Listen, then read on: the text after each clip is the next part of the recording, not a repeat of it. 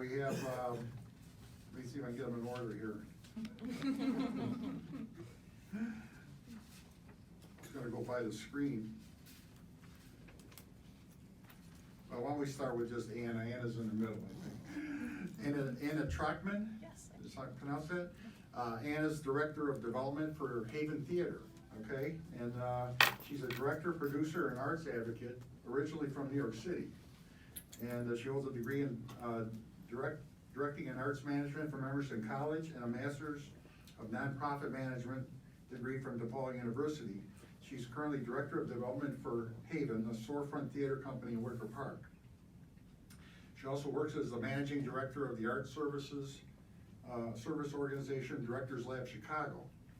She's previously worked with Chicago Shakespeare Theater, Huntington Theater Company, Lyric Stage Company of Boston, and Provincetown Tennessee Williams Theater Festival. And she was proud to bring free accessible theater to communities in Delmarva with Brown Box Theater Project. Her goal is to increase equity and access in the performing arts. Next, we have Dr. Shawn Vogen. Okay. Shawn is the Associate Vice President for Trustee and Principal Giving at Rush University Medical Center. Dr. Vogen joined the Office of Philanthropy at Rush University Medical Center in October 2015 and currently serves as Associate Vice President for Trustee and Principal Giving. Prior to his current role, Shawn spent 11 years at Loyola University Chicago, serving as Assistant Vice President and Associate Dean for Health Sciences Advancement at Loyola University Chicago, where he managed the fundraising, alumni relations, annual giving, corporate and foundation relations, and health science communication teams.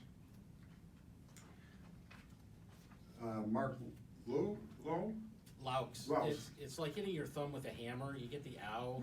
The accent's pronounced.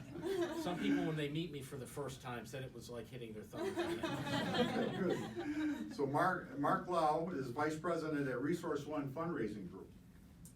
Mark's a third-generation fundraiser with a unique perspective for serving nonprofit organizations that are born out of a lifetime of experience helping hundreds of nonprofits raise the resources they need to carry out their missions. His outside-the-box approach to strategy has resulted in breakthrough tactics that not only increase the engagement of partners with organizations, but exponentially grow donors and revenue. And we have Nancy Carstedt right next to me. Nancy is one of us, a consultant with ESC and former executive director at Abraham Lowe Self-Help Systems. Nancy recently retired after 25 years as a nonprofit executive director in the Chicagoland area. She spent 15 years as head of the Chicago Children's Choir, 4 as ED of the Abraham Lowe Self-Help Systems, and 6 years as ED of National Alliance of Mental Illness, Cook County, Northern Suburban. During your tenure with each of these organizations, Nancy utilized her experience in organizational development and social entrepreneurship to significantly grow all 3 organizations. Nancy has also been an usher at Wrigley Field for the past 15 years, during which time she saw the Cubs win the World Series in 2016. And as I mentioned, she now serves as a consultant with ESC. Toni Goehring, at the end. Toni is the Development Director at the Warren W. Cherry Preschool. She received her Bachelor of Arts in English, Media, and Cultural Studies from the University of Wisconsin-Milwaukee and began her career in the nonprofit industry, raising funds for various nonprofit agencies through Move One Marketing Nonprofits. Following her move to New York, she continued her career at the United Way of New York City, where she raised more than $10 million and helped corporations design corporate social responsibility campaigns, cause marketing, as well as engaging partners in community volunteerism. Upon returning to the Midwest, Toni took up the role of Development Director for Warren W. Cherry Preschool, where she manages all aspects of Cherry's fundraising activities, including writing grants, stewarding major gifts, and managing fundraising events since 2014. And last but not least, we have Rachelle Jervis. Everybody knows Rachelle, who's currently President and CEO of the Executive Service Corps. Before leading ESC, Rachelle served as Regional Director, Illinois Chapter Director, and Chicago Area Director for the American Foundation for Suicide Prevention. Rachelle earned her MBA from Loyola University Chicago and a certificate in nonprofit leadership from the United Nations mandated University of Peace. She is a member of several professional organizations, including Seroptimus International, the Public Relations Society of America, the Society for Human Resource Management, and the Association of Fundraising Professionals. So quite a distinguished panel indeed. We've got a little bit of a discussion guide. We're going to go through some questions, and I'll invite the panelists to provide their perspective and any comments that you would like to make. We're going to start with a real general question, which is, what trends are you currently seeing, and what do you anticipate seeing in individual giving in Chicagoland? What are the current trends? I think the organizations that we work with are, we have some regional ones, not necessarily in Chicago, but I think the trends are pretty much the same around the country, and that is donor acquisition is down, acquiring new donors. The trend has been down over the last couple of years. Donor retention rates are declining as well. Keeping those donors, particularly donors who are first-time donors. I think the slide that was in the last presentation mentioned about 45% retention of donors who are continuing donors, overall donor retention. New donor retention last year, according to the Fundraising Effectiveness Project, which is part of what AFP, the Association of Fundraising Professionals, puts out, that dropped to 20%. So only 20% of new donors acquired were retained into that second year. A lot of those trends are seeing themselves played out in overall revenue, focus on major gifts. Unfortunately, a lot of those major gifts are coming from people who were acquired through other avenues. One of the clients I serve, Volunteers of America, recently did a reach out for legacy partnerships to get people interested. Every single one of the people who responded to that request were people they acquired through their direct mail acquisition programs. So those are some of the trends that we're seeing. Okay, good. Yeah, there was an article in the Tribune yesterday about individual donors, and the trends seem to be down, that individual giving was down 1.1% across the country this year, and they tried to make a relationship between the new tax act and that, although they weren't able to really tie the two together, but there did seem to be a decrease in individual giving. I'll just add, building on that, yesterday was the Giving USA report was released, and the dean from the Loux School of Philanthropy out at IU was speaking yesterday. I happened to be able to attend, and one note that he made on that same point was that while donor giving was down, the number was down, we also had a couple, besides the tax law changes, we had another big event that happened in December, which was the S&P dropped significantly, as we all know.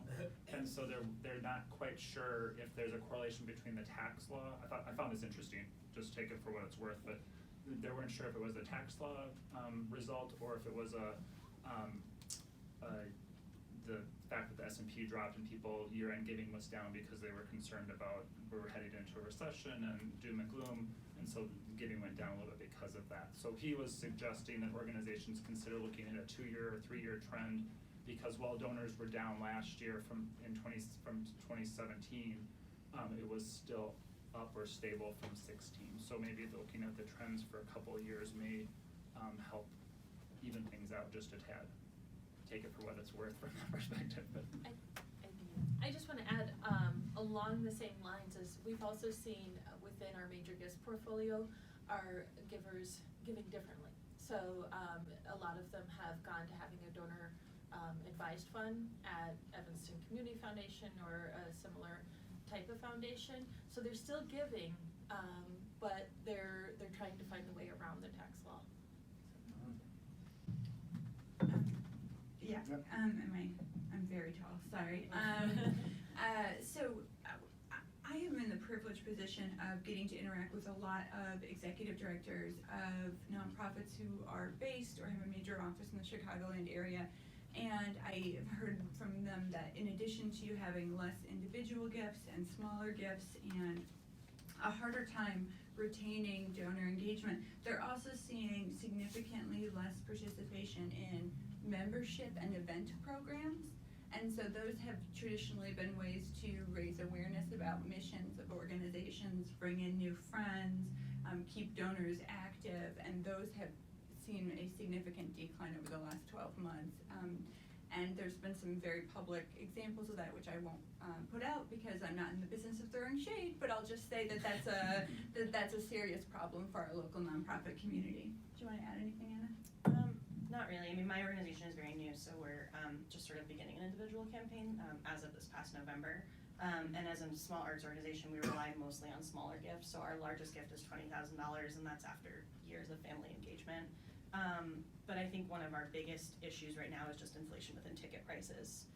So we're directly combating with asking people to pay, something that's proportionally much higher to their income. And so when it comes to individual giving, we're a little more restrained. Okay, good. What have you seen as being effective in moving an individual donor kind of up that pyramid that was described in the earlier presentation?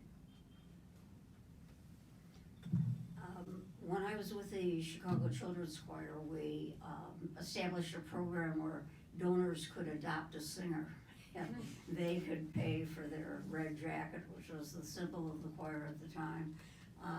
They could pay part of their tour expenses, they could pay their music expenses. And, we had, within the choir, there were children who came from very affluent families and children who came from families with very few resources. But when we hooked up the donor with the singer, that immediately, over the years, upped the donor's involvement. And, when we'd go on tour, we'd have the singers send a postcard to their donor. We had a luncheon every year for both we brought the donors and their sponsors, the donors and their singers together. But that type of involvement seemed to, for us, that significantly increased the levels at which donors gave. I agree completely with Nancy. That right now, especially in Chicago, that we have so many competing organizations that donors are saying to me, how are you going to raise any money when there's so many people going into campaign right now? Everyone's in a silent phase, wait till everyone goes public. But I think, to your point, the part that people want is to be more engaged with our own mission. So how do we develop that partnership with the donors? So, for us, it's, connections with their physicians, connections with researchers, introducing students, getting donors to meet the students that they're supporting through scholarship is a huge thing for us to be able to do. And I think it's all about having them be part of our mission and vision and understanding how we tell, to what was said earlier, the storytelling piece of it is what is our story and engage in our big picture, especially to the donor advised fund piece, is people can, if they don't know what to do, they're putting in a donor advised fund. How do we then be the recipients of that donor advised fund later and get that engagement along the way? I would also add, so, for us, being a small staff, I'm the only development person on our staff. We focus basically on two events. One is a donor appreciation event in the fall, and that's where we invite everybody that's in our 1992 society, which is donors who give $1,000 or more. That's really nice because it gives us a touch point when we're not asking for money. But then also in the fall, we have a gala event where everybody in the community is invited, current parents, alumni parents, major gift donors, and it's really a community celebration.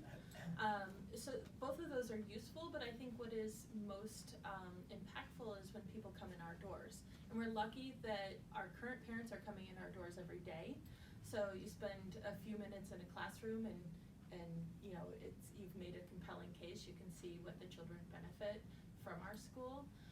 So for me, it's more about doing the right amount of events and not just trying to create more events to get that donor engagement, but being very smart when we do things. Along those lines, a couple of things I would say. First of all, don't forget to say thank you often. I think that's one of the big things that most donors don't get. They don't get a thank you, and they don't get a specific thank you. So when you're thanking someone, it's sort of like when you're apologizing to your wife for having done something, and you say, "I'm sorry." For what? Well, I know you're angry with me. I'm not sure what I did, but I'm sorry. I don't know about you, but that doesn't go very far. So the same thing is true in thanking your donors, thanking them for what they did specifically. To let them know that you know who they are. Again, I think earlier, my good friend, probably yours as well, Jeff Bezos, knows me extremely well. But he's very good at acknowledging when I make an order from him, and he's very specific about it. So I would say that's number one. Number two is one of the organizations I work with has something they call 60 Minutes at the Mission. And they invite people to come down for a 60-minute tour, get a chance to see what it is they do. They're a rescue mission out in Santa Barbara, California. They have that at least once a month, sometimes twice a month. It's a small group of people, but it gives people a chance to see what they're doing, and most of the time the donors who come, or the prospective donors who come, leave with a understanding that they do more than what they thought they did. And I think that's the level of getting them to that next, to grow them in their engagement with you, is to understand more than just what they thought they knew about you. One thing we started doing at NAMI that seemed to have most immediate good effects was when we would get a gift of $100 or more, we would ask one of our board members to make a personal telephone call. And in many instances, we went from a gift of $1,000 to $100 to a gift of $1,000 just because of that personal phone call. People would say, "I've never gotten a phone call from an organization before." And it was a way to involve our board in saying thank you. So often we go to the board and ask them to do things for us and give us money, and this was a way for them to simply call people and say thank you, and to hear from our donors how much they appreciate the organization. One of the things that I always think about is, what do I appreciate as a donor? And it's mostly just the genuine gratitude of knowing that your gift makes a difference to the organization, because you're giving it a level that, based on the size of the organization, their mission matters to them. So just making sure that that's expressed. I'm curious, Shawn, when people endow a chair, do they meet those professors?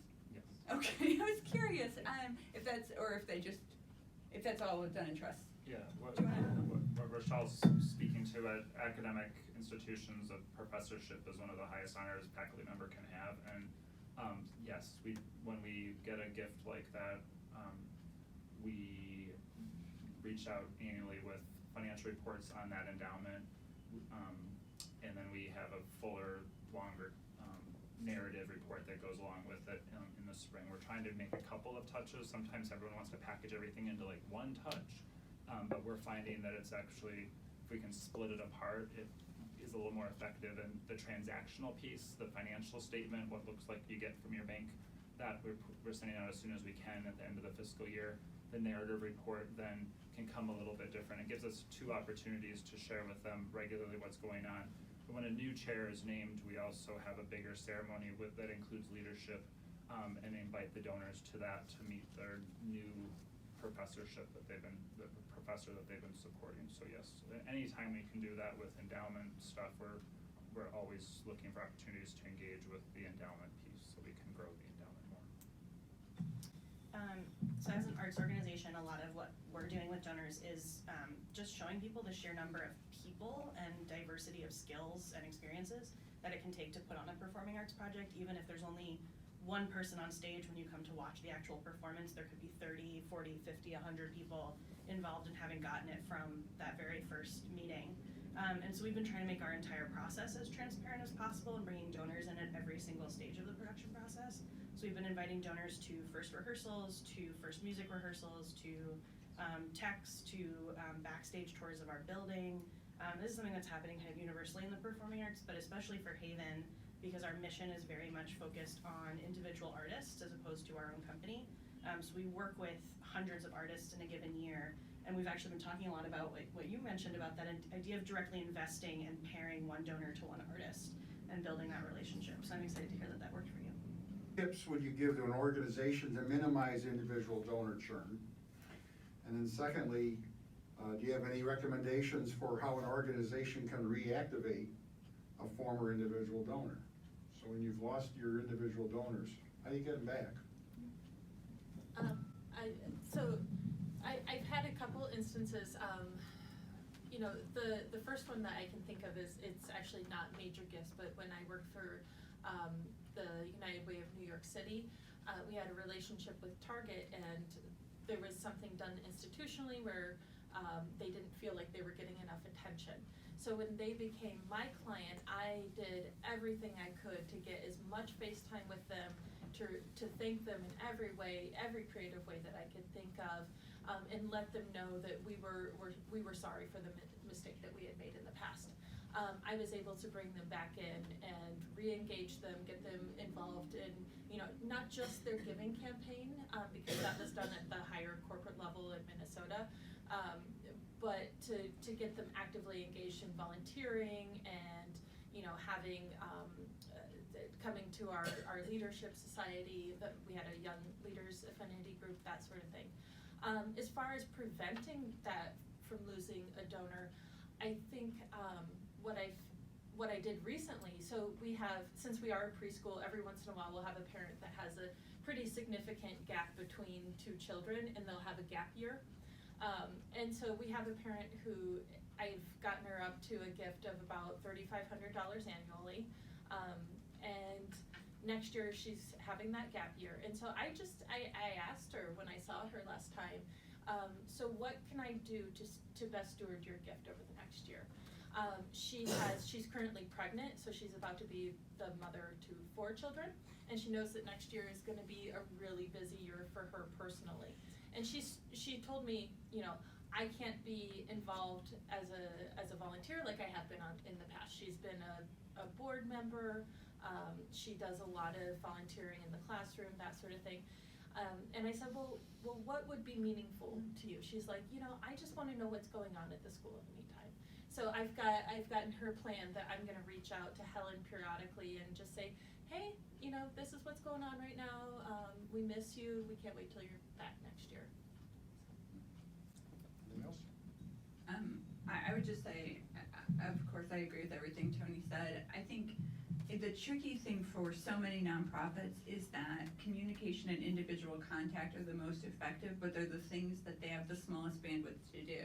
Because if you can't afford a large staff, you have no one to make those contacts. And we heard Nancy use the example earlier of board members making thank you calls.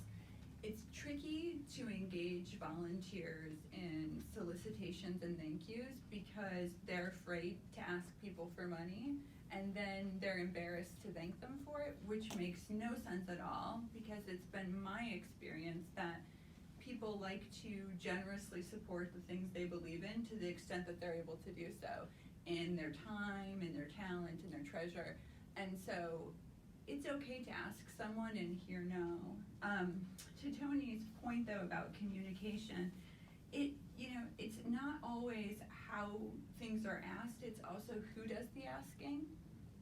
So if you are losing a donor for whom has a relationship with another stakeholder that's committed to your mission, that might be a more appropriate person to have that conversation. You know, in Toni's example, she knew this person very well and anticipated a long relationship with her institution and that person, so she could speak to them in a respectful and honest manner. But it may be in a different situation that they don't know the person. For example, the person was involved in the institution before the staff was there, or the person is a guest of someone at an event or a friend of a donor. And so having help, it's almost not what you say, it's who says it, and then when it's communicated. I'll just add the stewardship piece that I think there's a theme here that's emerging. Couple of quick, we had a donor that was very unhappy, that just, we weren't linking up with what their expectations were. As much as we tried, it just wasn't, it wasn't a love connection, and it was a long-term relationship. We had a long, good relationship with the family, and just we weren't providing the right information. And when I talked about those endowment reports, splitting them out, this person just loved the transactional financial report, and that's something that now they're slowly making baby steps back in, and we're super happy about it. And maybe sometimes thinking about, they don't need the long narrative that goes on and on. They sort of see that and they're like blah blah blah. But the quick transactional, we gave this much money, we made it this much, we gave out this much, it just made much more sense to them. And with that, I think we can't underestimate the importance of that stewardship piece, and hiring somebody or finding the resources to have part of a person at least to be dedicated to stewarding those top donors. For when I joined 3 years ago, we didn't have somebody like that, and we were able to find the resources to hire someone.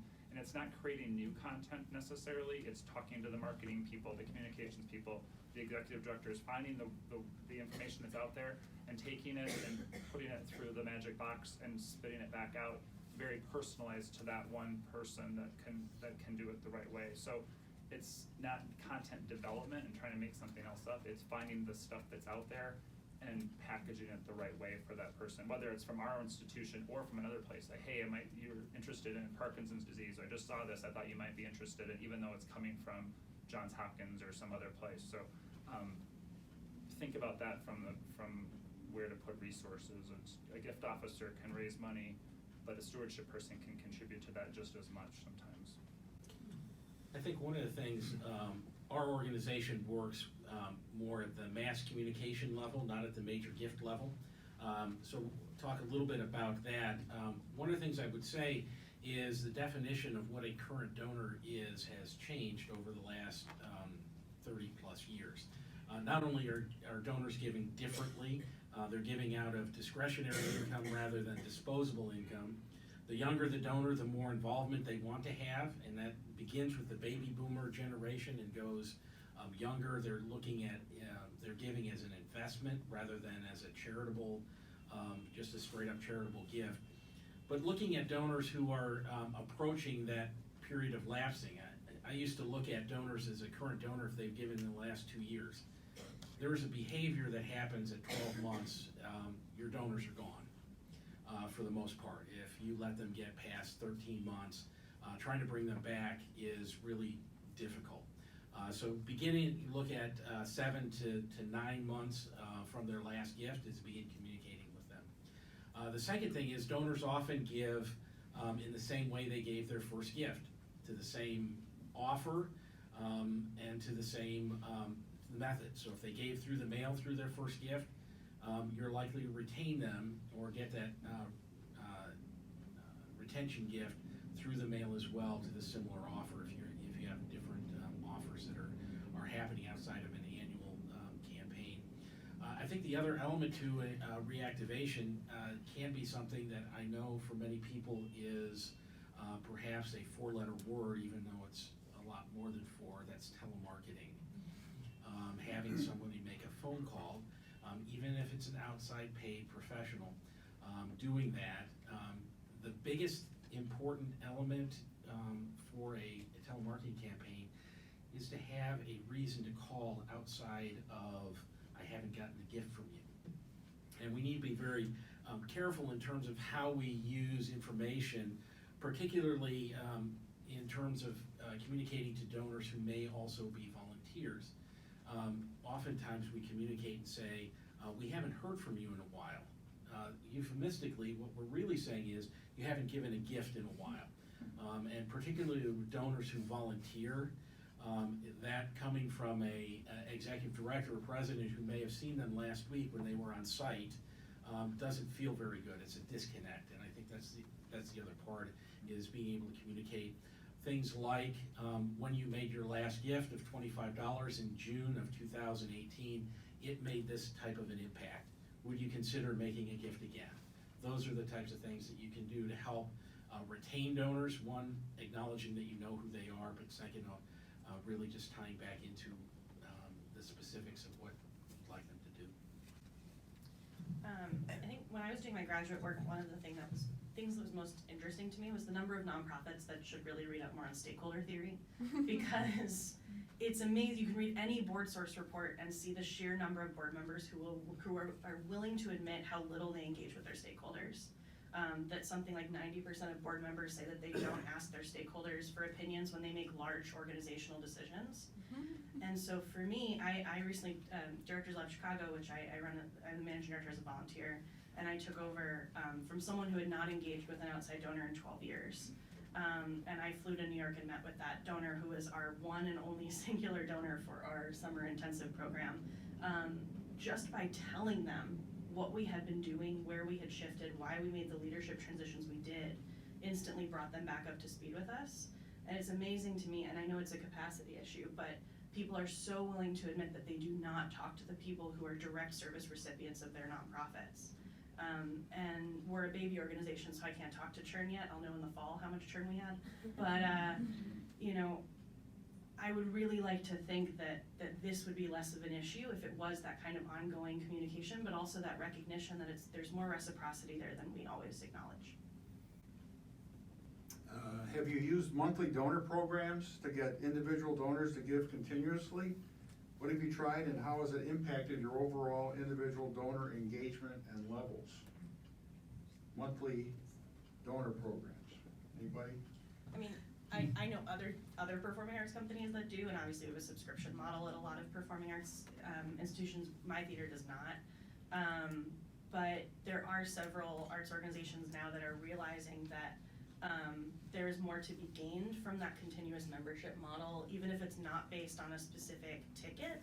If it's more about based on that like ongoing 12 months around the year contact and communication with artists, as opposed to, you know, we will present 4 shows over the season, you pay this amount and we give you 4 tickets. That it's more about building a long-term relationship, and that rate might be as little as $3 a month. But that's actually, and they no longer charge for tickets. All of their income comes from that model. So again, since we work with a lot of more national organizations, we do a number of monthly giving programs that are out there, both in terms of donor acquisition. A number of the clients we work with are on television, and that's a source. That's not going to be a source for most organizations. Events can be that point at which that monthly donor process can come in place, but there needs to be a specific reason, and the more it's tied to what your organization does, the more likely people are to participate in that. So for instance, we work with a number of homeless shelters around the country. One of the areas that is easiest for people to engage with is on feeding. So we can build and we do build monthly giving programs around providing a meal a day. It's somewhere in the neighborhood of $35 to $40 a month to provide a meal a day, and that's where we see that it does impact, particularly when donors are giving through credit cards. That retention stays. The tendency sometimes is it's sort of like a set it and forget it process, where you then lose relationship because you're not communicating with them, and that's where the connection often is lost, is when the credit card reaches the end of its life and it has to renew, or you want to upgrade them, and that's where the opportunity comes in. Child sponsorship is an area I've worked in it for a number of years, and that's that connection, one-to-one relationship has really helped. Okay, several years ago, text donating became all the rage. Did that trend bear fruit? Is text to give, are those campaigns worth the fees? And are organizations still using them? And to what extent are they successful? Any comments on text to give campaigns? When I was at a previous organization, they spent a lot of energy on that because stakeholders had requested it and insisted that it was going to be the next big thing. And it was not. And they spent more money on signs than they got in dividends after the subtraction of the fees. And they did a very thoughtful job of RFPing and finding the best provider of the service. So it wasn't that they had been duped by a high-cost service. Just that donors tended to give, and I think this goes back to something Mark had said before, in the way that they have given, right? And so the people who had given by donor advised funds or by annual gifts or by fundraising events or online or whatever it is, they kept giving that way. And they're being told at events, in email communications, in print materials, hey, you can also text to give. They don't need to text to give. They're already giving in lots of ways, and the convenience factor was not a factor for them. At ESC, it doesn't make sense for us, given our donor profile, to provide that option because we have less donors who give more, and so they frequently have a form of giving that they prefer, and it's just not appropriate for that format. Something we tried this year, or last year, was we had a social media director at NAMI, and he put together a giving campaign that was organized around a board meeting. He developed a specific message that, was on the computer. He then sent that to all of the board members when they were sitting around the table, and then they sent that message out to all of their contacts. And it was amazing how much money was raised that way. And it was simple, easy to do. It was a one-time thing. And I think they continue to do it on maybe 3 or 4 times a year because it did prove to be so effective. So my experience has been it's minimally effective. I consulted with the Figment Project, which is it's an arts festival on Governor's Island in New York City. They came to me after their first year, and they had hundreds of $5 donations. And what was really challenging was then converting them to larger donations, because what you can do with hundreds of $5 donations is really minimal. So the challenge there was finding out, who had the capacity from all of these $5 donations. Working where I do now, we talked a lot about doing it, particularly before our 25th anniversary, and it's just too cost prohibitive for a small organization. Okay, kind of along this, Mark. I was just going to say, where it's worked best has been in emergency situations, and there are actually several different ways of approaching a text to give. One is the simple text this back for a gift of $25. And that's where the fees actually come out of the payments that go to their phone company. The other way is to text a link that they can then go to your website, and that's actually a lot more effective and less costly once you have their number, and they can give a gift of any amount. It's not limited to a gift of a maximum of $25. So that creates that opportunity. Where I've seen it most effective being used is at events where there can be challenges, and you can actually see a thermometer rise at the event for people who are giving via text. So there's some ways in which you can make that work, but again, it depends on the audience. If your audience is mostly 70 plus, their ability to actually make that work is a little more difficult, not impossible. But as you look at younger audiences, and by younger I mean 40 to 60, you're going to be seeing some success there. Yeah. Just along that same line, I mean, just any other additional thoughts on these digital mobile platforms? I mean, Instagram. I mean, the younger people, I think, are very much in tune with those types of platforms. Have you found that type of mobile platform to be effective? It depends. So we've had varying success. Right now, our main population is millennials. So we've had to pivot really quickly into a new way of communicating with folks. First of all, what we did last year is we wanted to know how our parents were hearing about us and how they engage with media. So we did a parent survey, and we've got one of the best response rates to a survey we ever had. And we found out that they are on social media in this order: Facebook, Instagram, and Pinterest. And so we've been making an effort to meet them where they are when it comes to communicating. Another digital platform that I think that we shouldn't ignore is GoFundMe. We have had 2 different GoFundMe campaigns, but there it's really important to have a specific thing that you're fundraising for, and it needs to be an amount that's relatively small so that it's attainable for folks. We funded a kid walk for a child that had cerebral palsy a couple years ago. We needed $3,500 to get the kid walk, and that flipped within 24 hours.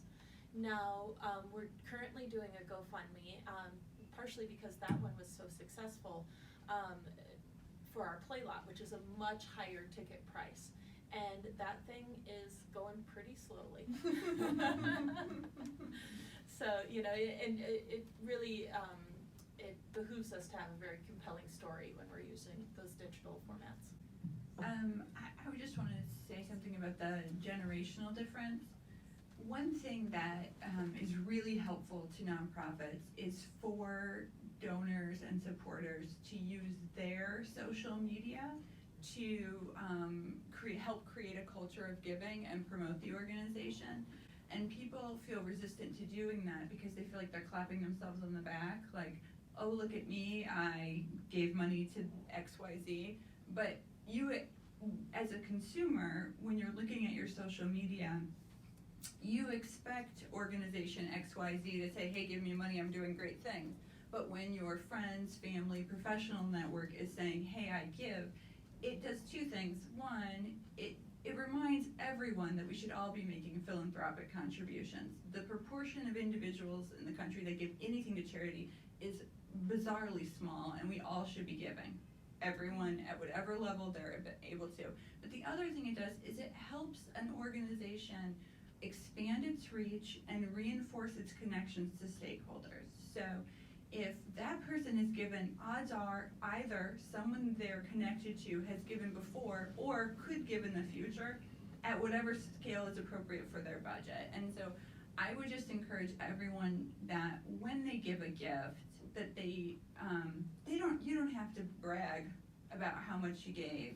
You can just say, I had the wonderful opportunity to support this cause, and I gave to it because I support this mission, or these people are doing great work. Nonprofits have so much pressure on overhead about never marketing and never spending money on staff and never having any operational costs, which is absurd. So they cannot have significant online marketing. So the things they post are buried. They're not getting promoted. They're not getting sponsored. So the way that people see it is when someone who supports that organization, to whatever their means are, says so online. And I think we have to get past the idea of like, oh, this person is patting themselves on the back. No, you're not doing it for you. You're doing it for that organization because you all know, as nonprofit experts, they don't have money for marketing. They're, going to the local bank that's moving locations and taking their chair so they have a chair for their staff to sit in. They don't have those resources. And so your ability to use those platforms to promote organizations and missions that are important to you is critical in making those social media platforms work. We can put an infinite amount of staff time on social media, which we shouldn't do, but we could do, but still our posts are going to be buried. And so we really need the people who are our stakeholders to get in front and say, I am supporting this cause because of this, and please join me, or however you prefer to word it, because that really is what gets the eyeballs and gets the clicks and gets the likes and gets the donor retention. Okay, I'm gonna get off my high horse. That's a good speech. You know, we're getting close to the noon hour. We've got about 7-8 minutes left. I wonder if we shouldn't open up the floor to any questions that anybody might want to present. Have any of you seen results, or what's the success rate of the matching donor programs, where you have a larger donor come in, and then there's a campaign that goes out to individuals that says, if you donate now, we have a large donor that will match it? I'd love to field this one. So last year, in my organization, being a preschool, it's mostly teachers, and they're very humble, you know, and they have a hard time asking for money. And for years, I was telling them our greatest opportunity, the biggest bang for the buck, is going to be major gifts. And we had an opportunity where we were invited by the Evanston Community Foundation to apply for a challenge grant. And I thought, we're never going to get this, but I'm going to apply anyhow. We got it. So we were challenged to raise 10 donations of $1,500 or more. They either had to be new donations to our organization or increases. We were wildly successful. We got all 10 of them. We raised $30,000. We found that it engaged both our longtime donors. We had founders of our organization that were very much interested in building up our capacity. They came back, and because they had given at our 25th anniversary just a couple years ago, we're moving them now to donations closer to $9,000, $10,000, getting them up slowly to that level, as well as current parents. We're talking millennials here who gave $1,500 for the first time. I'll just add, at my previous organization, we had a donor make a large gift and encouraging scholarship matching, and we, the one negative is a lot of work, like, that's for sure. Like, you need to know going in that it's a lot of puzzle piecing and Tetrising to make sure everything kind of fits the right way. But where we landed is we targeted folks who had, this was alumni mostly for nursing and medicine, targeted folks who graduated from their medical school in the late 70s, early 80s, folks whose kids were just getting out of college, starting to launch. They had maybe a little bit extra income, but we really went just to that small group. Folks who had been giving at our entry level kind of giving society, and trying to get them to give to an endowment for a scholarship. So we were able to target it and get people up to $5,000 a year for 5 years, to give $25,000 that would get matched to make our endowment minimum, which was $50,000 at the time. So it was this way to get people in. The bonus was that then folks started thinking about, well, I love this, but $50,000 is only generating, it's still a lot of money, and better than sharp stick in the eye for these students for sure. But so we were grateful, and the students were super grateful, but it got people thinking about their long-term planning for where they thought the scholarship should be. So started the conversations about plan giving, bequest intentions, what their next level of annual gift was going to be after that. And I've now left that organization, but I've met with the directors of the programs recently, and the good news is that those donors are still coming back and asking about wanting to give more and including the institution in their estate plan. So I encourage it, but really in a targeted way to get people engaged.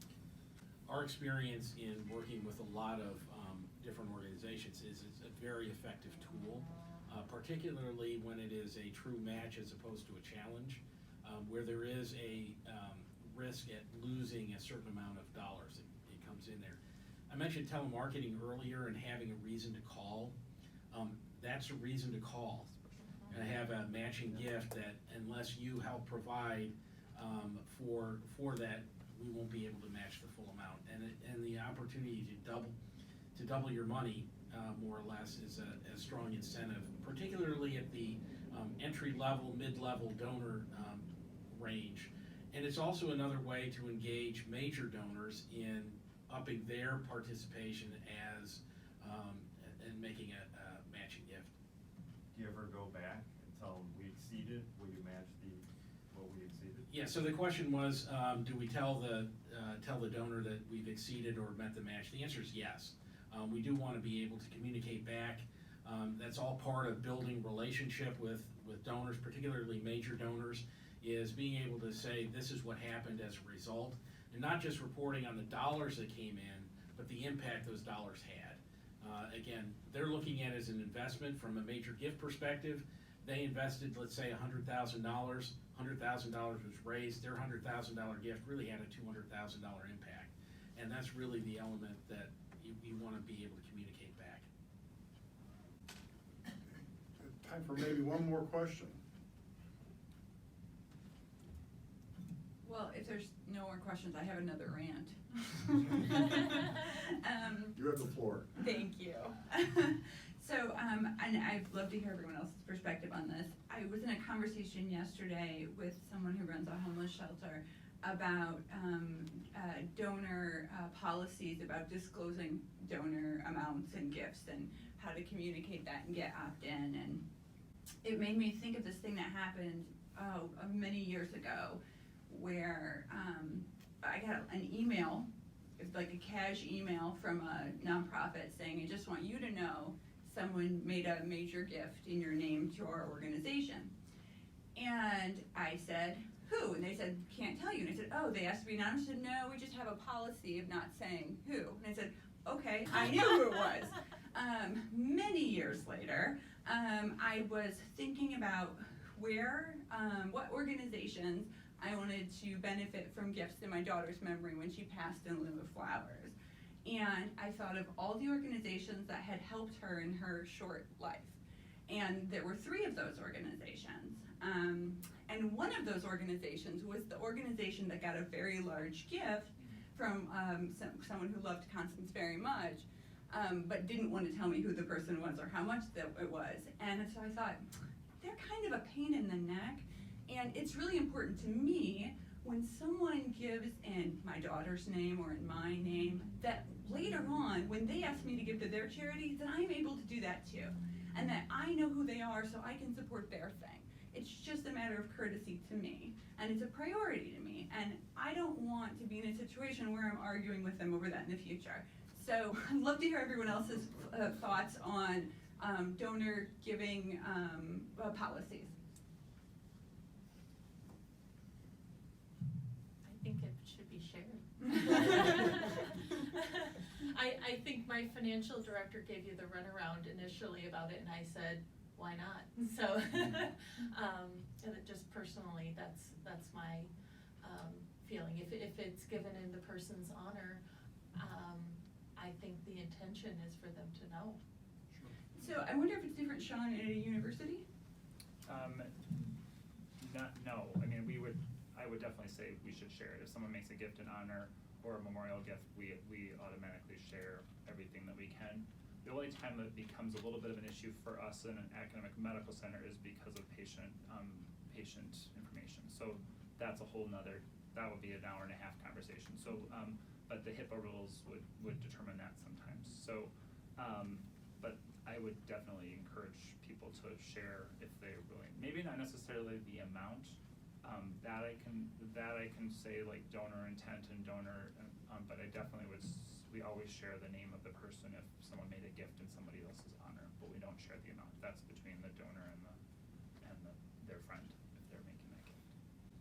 I would agree with that. I think a lot of the organizations I work with, when they have a newsletter, they put in a section generally on honors and memorials where they list the person that was honored or the memorial, and then the giving units that gave to that. Dollar amounts aren't listed.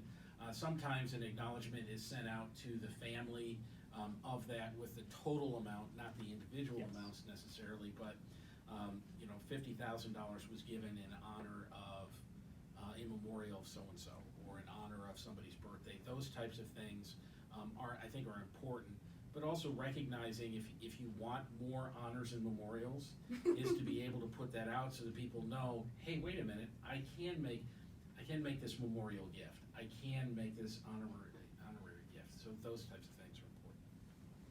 Okay. Very good. Well, I want to thank each of you for all of your perspective and expert commentary. I think it added a lot of value to our meeting today, and thanks again for participating. And I think we're right on the schedule.